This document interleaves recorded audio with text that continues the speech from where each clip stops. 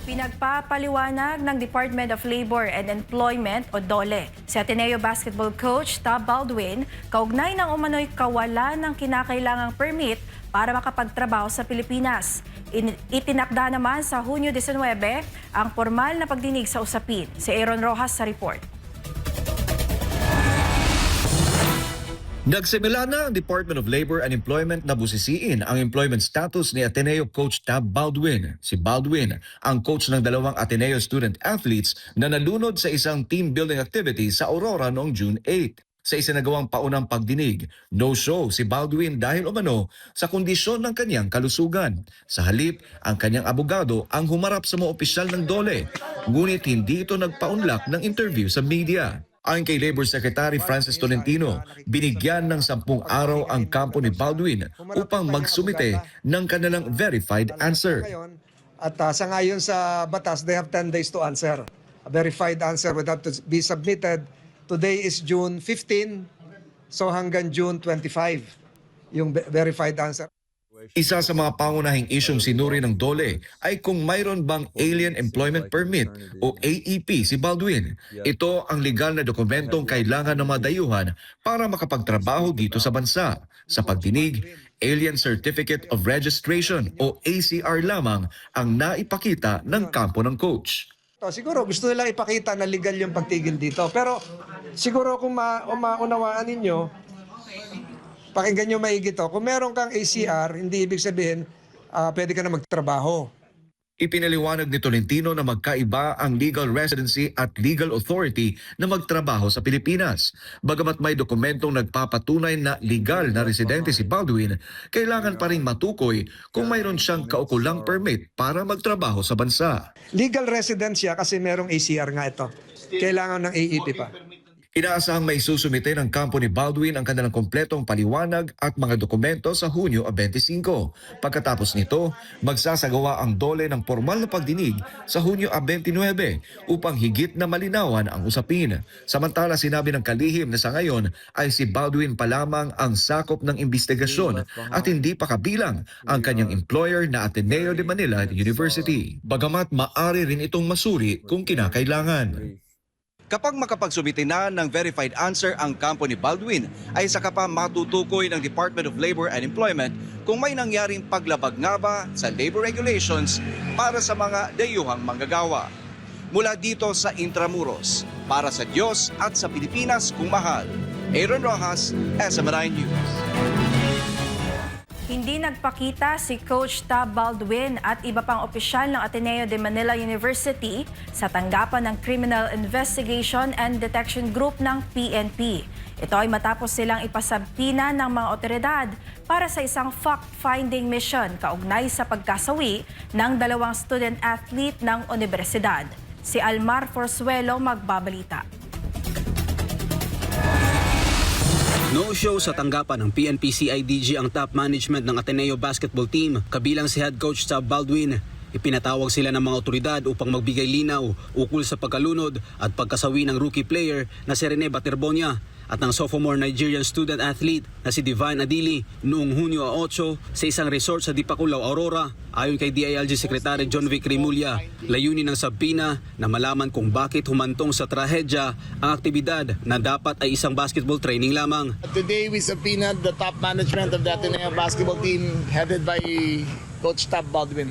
Binigyang diin ng kalihim na purong pagkalap lamang ng impormasyon ang ginagawa ng pamahalaan sa kasalukuyan at hindi pa ito isang formal na pagpataw ng parusa o reklamo. We are not here to arrest, we are not here to charge, but merely to gather the facts. Kukunin lang namin talaga kung ano nangyari, kung sinong nag-authorize, kung paano sila pumunta, kung sino nag-order, lahat yun kukunin namin yan. I repeat, it is a fact-finding mission, hindi siya fault-finding.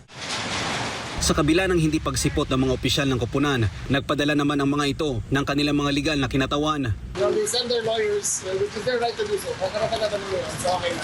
Dahil dito, magpapalabas muli ng ikalawang subpoena ang CIDG sa darating na Biyernes para sa karagdagang investigasyon. Mag-i-issue kami ng pangalawang subpoena on Friday para makarify talaga namin. Bukod sa pamunuan ng koponan, plano rin ng DILG na ipatawag sa mga susunod na araw ang mismo mga manlalaro na kasama sa naturang training camp upang kunan din ng pahayag.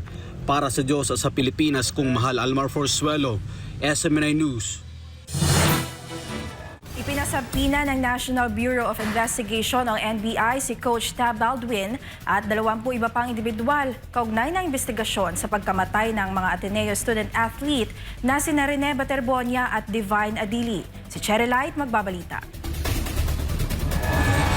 Ayon sa NBI Homicide Division, kabilang sa pinapatawag ngayong Martes alas 10 ng umaga ang mga coach, manlalaro ng Ateneo de Manila University Men's Basketball Team at ilang opisyal ng universidad upang magbigay ng kanilang mga pahayag sa kaso. Sinabi ni NBI Director Melvin Matibag na nakapagbigay na rin ng kani-kanilang salaysay ang may-ari ng resort at mga kinatawan ng lokal na pamalaan ng Aurora noong nakarang linggo kung saan naganap ang insidente na ikinasawi ng 2 estudyante. Ayon pa sa NBI, target nilang matapos ang investigasyon sa loob ng linggong ito, lalo't na kumpleto na rin ang autopsy report sa 2 nasawi. We might finish the investigation within the week. We want to finish it immediately so that we can make an immediate recommendation. And tomorrow we subpoena Coach Tab Baldwin and the players of Ateneo. Matatandang nasawi sina Baterbonia at Adili matapos malunod habang nagsasagawa ng team building activity ng Ateneo Men's Basketball Team sa bayan ng Dipaculao, Aurora noong Hunyo 8. Batay sa paunang investigasyon ng pulisya, tinangay umano ng malakas na agos ang mga manlalaro patungo sa mas malalim na bahagi ng dagat habang nasa isang aktibidad sa Hermanos Leisure and Farm Resort. Bagamat una nang sinabi ng pulisya na walang indikasyon ng foul play at posibleng aksidente ang insidente, ay patuloy na iniimbestigahan ng NBI ang lahat ng anggulo ng kaso upang matukoy kung may kapabayaan o pananagutang kriminal sa pagkamatay ng 2 atleta. Para sa Diyos at sa Pilipinas kung mahal, Cherry Light, SMNI News. Ipapangalan sa yumaong varsity player na si Rene Baterbonia ang isang covered court sa loob ng malaking eskwelahan sa Davao City. Si MJ Mondihar sa report. Bago iuwi ang kanyang mga labi sa Agusan del Sur, ay inanunsyo ni Ateneo de Davao University President Father Karel San Juan na ipapangalan kay Rene Bobet Baterbonia ang covered court sa loob ng senior high school campus nila sa Bangkal, Davao City. Tatawaging Rene Bobet Baterbonia Covered Court o RBBCC ang pasilidad bilang pagkilala sa ambag at alaala ng yumaong student-athlete. Ang pangalan niya, pati yung kanyang pictures, Bobet na naglalaro.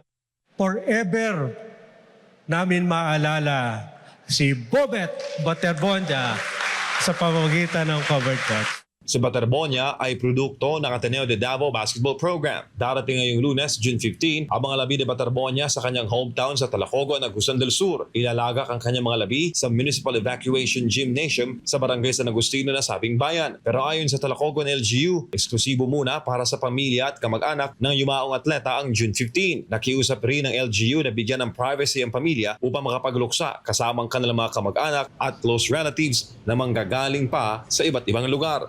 Magbubukas naman ang public viewing para sa mga labi ni Baterbonia sa June 16 habang nakatakda naman ang last vigil sa June 23. Samantala, patuloy pa ang investigasyon ng PNP, CIDG at ng NBI sa pagkamatay ni Baterbonia at ng kapwa Ateneo varsity player na si Divine Adili. Kapwa nalunod ang 2 atleta habang dumadalo sa team building activity ng Ateneo de Manila University Men's Basketball Team sa Dipaculao, Aurora noong June 8. Para sa Diyos at sa Pilipinas kung mahal, MJ Mondihar, SMNI News.